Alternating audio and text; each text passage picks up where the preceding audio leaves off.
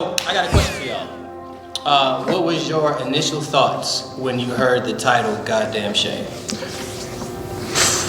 I was like, dang, risque. Oh man, yeah. I'm like, This is who we are. Corey, what'd you think? With the title. I didn't really get the title until you started going to the word. From your perspective, do you think Eve was justified in biting the fruit? That's a strong word. Right. I feel like, Right. I mean, it's kind of hard to judge somebody off, their actions, because, like, if it was you, would you do the same thing?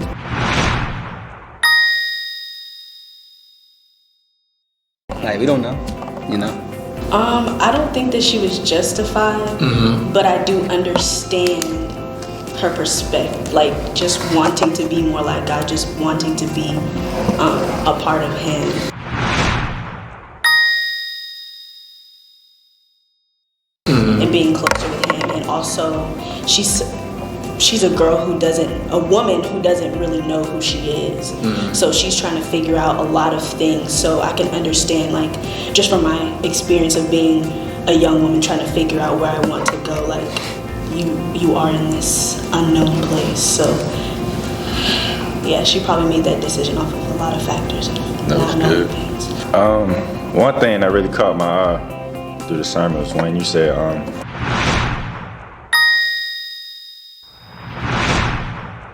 the enemy will force you to isolate yourself to take the place of God.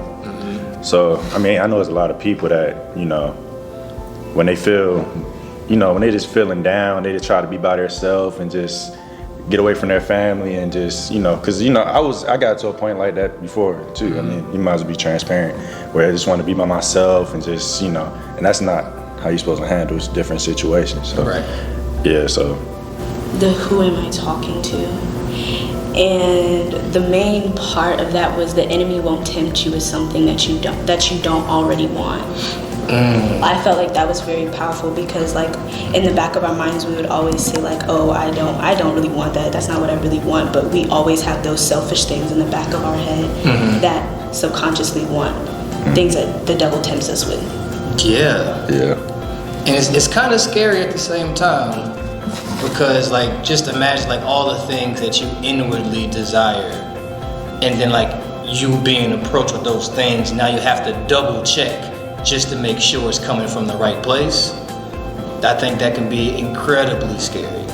So, like, in those moments, what do you do to make sure, okay, this is God? It's more of just knowing his intent and knowing about God and, like, knowing, like, what He teaches and influences through people. Yeah. Just like knowing your word, I feel like can help you through that. Man, when you by yourself, it's so hard to distinguish or see the difference between hearing God and hearing the enemy. Because everything gonna sound good in that moment. Like, anything sounds good when you in a dark place by yourself. So. Right. I feel like it's all in the relationship that you have with God and the understanding of where He wants you to go. Yeah, because, I mean, relationship is everything, right? So if, like, your relationship with your grandma, right? You know the things that come out of her mouth and the things that don't, right? So if somebody comes to you and they say, hey, man, your grandma said blah, blah, blah, and you like, nah, that doesn't sound like my grandma. Yeah. But the thing that they're saying, it sounds so good that you want it to be from your grandma. Wow, yeah. You know what I'm saying? I think, like, that's probably, like, the scariest thing for us, because we can easily justify things in our brain according to the things that we desire. I think that's massive because, of course, like, if we know God's voice, then we know what His voice doesn't sound like. But the thing about the enemy is, since his objective is to be God, he tries his best to sound like Him or close enough to it. Yeah. So if we don't have a close enough relationship with God, we can easily confuse His voice with the enemy's. And just think of possibly, like, how unfair Adam and Eve lived their lives afterwards, not knowing that they could actually be forgiven for the thing that they did if they would just forgive themselves. Wow. That's where it Because like starts. when we mess up, of course, like we get ourselves in a situation, we mess up, we get in trouble, blah, blah, blah. Like we know that there is forgiveness at the end of it. And even if it's hard for us to get to it, we know that's something that we could possibly get to. Imagine living your entire life hindered by that one mistake that you made. So that would go with question number 2 Uh-huh. is how do I deal with trauma? So how would you piggyback off of that? How would you deal with trauma? So dealing with trauma is so layered, right? Because even from their reaction to their trauma, of course, like the first thing they did is they tried to cover it up, and then they tried to run away from it, and then they started blaming everybody, and then them blaming everybody turned into them shaming other people, right? So like those 4 things, that's how we naturally deal with trauma on a day-to-day level. I think one of the best things that we could possibly do is try to refrain from the first thing, right? Because our first initial reaction is to cover up what just happened. If we can't cover it up, then we're initially forced to actually deal with it. From that, we gain the most freedom. And then we don't have to go through the running part. We don't have to go through the blaming other people part. We don't have to go through the shaming other people part. If we would just, for once, like not cover it up. And I think one of the biggest things that trips us up, generation by generation, is the family secret. Yeah. Everybody got one, right? The family secret is something that it follows families for generation to generation. Every family has a family secret, and it's incumbent on somebody to keep that family secret in. Yeah. But with them keeping that family secret in, what they're letting out is the shame of it. So the longer that happens, the more people are affected by it. We're so afraid of embarrassment that we would hurt our own family. Of course, not on purpose, but we would hurt our own family just to keep this secret. Yeah. Now, I'll ask y'all a question. Of those 4 things, the covering up, the running away, the blaming other things, or shaming other people, which one have you guys experienced the most as far as dealing with shame and trauma? It's how to cope with different problems, if you see where I'm coming from.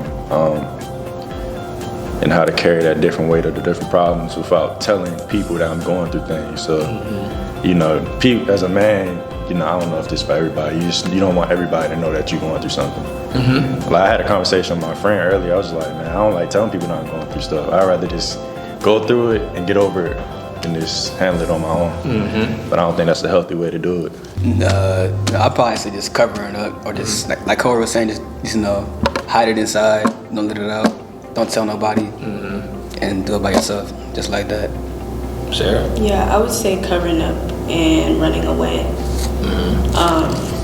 Because most of the time, like if it's something like, let's say I'm arguing with my friend, like a friend over text, like I'm gonna just block you. You can shut my phone. I'm not messing with you today. Like I'm not doing this. But like that's not solving anything. It's not. So like now I'm trying to get into the pattern of handling my emotions and dealing with my feelings and stuff like that. So that's just been something that I've personally been working on for myself. And I think that's big. I think a question that you were asking, or like how to deal with trauma. I think first is acknowledging that you don't want to deal with it. There we go. Because like nobody really wants to deal with the trauma. Like, we didn't fight this into our lives, but we do have to. And there was I was on Instagram and I saw this video from Jay-Z, right? And he was saying how when he was growing up in his neighborhood, there were so many fights that started with what you're looking at, right? So many fights in his neighborhood that started with what you're looking at. And he was saying, just think of the trauma that comes from that. Because I'm hurting, right? He said, I'm hurting, and then I see that you see me, and I don't want you to see me hurting, so my response is to fight you over it. Yeah. Like, how many times do we do that to the people we love? How many times do we do that to God? when God actually offers a hand to actually help us. Like, nah, I don't want you to see me hurt. Instead of fighting nowadays, is more so pushing away. Yeah. So with your family, you push away because you don't want them to see that you're down. So that's more so what it is nowadays, or current day. So And it's like so many people like depend. Like for me, I'm the dependent friend. Everybody depends on me. Everybody is just like Sarah. So it's hard for me to take time to to handle trauma and to go through those emotions and handle it properly because people want to take so many pieces of you. Now, if y'all were Adam and Eve, right, and this happened, y'all in the garden. Well, now I guess at this point you got kicked out the garden. It's like you in the garden and you're trying to figure out life. It's just you and this other person. Do you choose to continue to turn on each other or work together? Cause y'all was good, y'all was chilling. The serpent came, messed everything up, and then when God confronts y'all on what happened, y'all turn on one another. So after this happened, how do y'all get past that? I don't know, cause it'll always be on. I don't know. I mean, at first it's gonna be like some more tension or whatever. But like, but like You eventually, just gonna blame me? Right. Blame game. man. But you gotta move past that at some point and really come together and overcome what you gotta overcome. Cause only y'all two do right now. Yeah. So you gotta make it work somehow, But I think that that's something that we have the benefit of that I don't think they did. Yeah, knowing their story, we know how to we can go back and I would have done this, I would have done that. Right. Like, what story did they have to go by when stuff like this happened? Nothing. They can. Right. Yeah, that's true.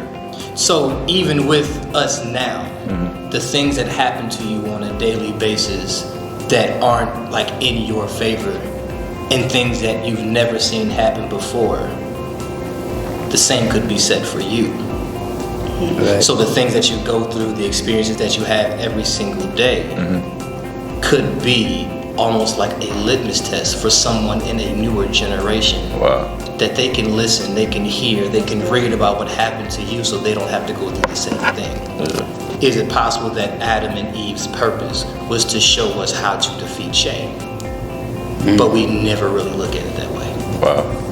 Yeah, that's powerful. I think so. I think that was like the first story to get the ball rolling. Yeah. First story to get the post. Because when we think about Adam and Eve, we think about the fall of man, how we messed up the entire world, right? Yeah. And we automatically think that they messed this up for us. Yeah. When in reality, they showed us something. How to deal with different things. Because just about everybody believes that God just punished the mess out of Adam and Eve after they ate from the tree. And it's easy to think that because, man, he done told Eve, you gonna have trouble giving birth, you will give birth in pain. Yeah, all these curses. He told Adam that you gotta eat from the dust because that's where you're going. You got your crops that you wanted to have, they're not gonna grow the way that you want them to. All of those sounds like punishments, right? But what if, you know what? A question for your parents, right? How do you best protect your children? Do you protect them by never allowing anything to happen to them? Or exposing. Or do you protect them by showing them what to do when it does? Showing What them to what to do. giving them the Yeah, knowledge. second one. For sure. Right. But generation by generation, what have we done? Protected. Right.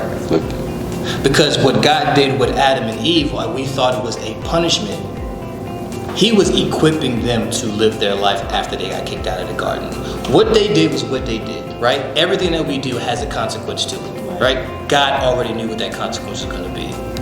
So He would to equip them with the things that they needed to survive. Because if they did not have the things that He gave them, if Eve had not experienced pain through her birthing Cain and Abel and the rest of their children, how could she ever experience joy? Right?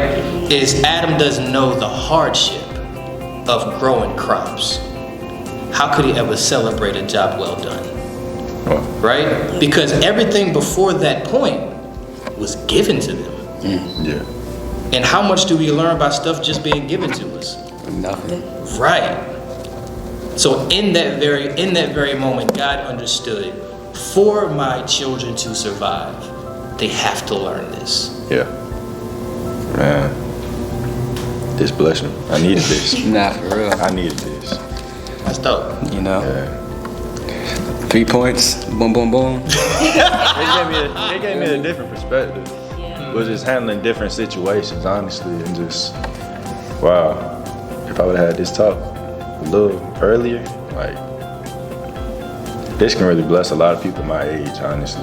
Because I know a lot of people that's dealing with stuff that don't want to talk about it, and they go home and just try to sleep it off. So I feel like this can help a lot of people, honestly. Y'all were dope today. Hey, man. I try to be. That's what I do.